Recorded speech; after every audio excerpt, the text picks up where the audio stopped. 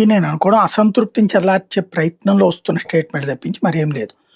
అవునా? బేసిక్ గా ఓకే. ఏంటంటే వీళ్ళకి కూటమి కట్టిన తర్వాత సహజంగా ఇప్పుడు మనకి ఎట్లుంటదంటే పవర్ లో రాకముందు తెలుగుదేశం, జనసేన, బీజేపీ కలిసినప్పుడు ఇలా ముగ్గురు కలిసి జగన్ తిడతారు.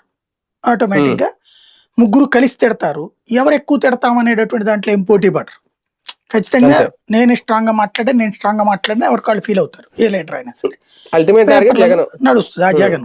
అయిపోయింది, ఎన్నికలు అయిపోయినాయి, భారీ మెజార్టీతో గెలిచేశారు. అసలు ప్రతిపక్షమే లేదు. భారీ ప్రతిపక్షం ఉంటే ఇప్పటికీ మాటల యుద్ధాలు ఇవన్నీ నడుస్తుంటాయి కాబట్టి వీళ్ళకి పబ్లిసిటీ ఉంటది, తర్వాత ఫర్దర్ యాక్టివిటీ రాజకీయం ఉంటది. కానీ ఎప్పుడైతే 11 సీట్లకు పరిమితం అయిపోయిందో వైసీపీ అసలు పోటీ లేదు ఇప్పుడు. నెంబర్ 1. రెండవది పవర్ అన్నది స్టార్ట్ అయ్యాక అసలు తలనొప్పి వస్తుంది. ఈజీగా సింపుల్గా అర్థమయ్యే భాషలో చెప్తా. మనం ఇప్పుడు యూట్యూబ్ నెట్వర్క్ మన పని మనం ఏదో చేసుకుంటున్నాం.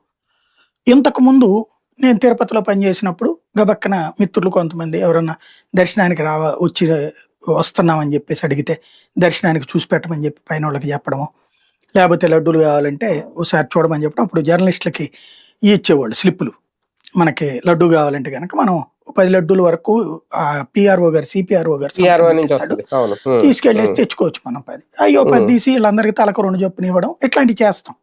అప్పుడు రకంగా అనేక మందికి మనం చేసి పెట్టాం దర్శనాలకు.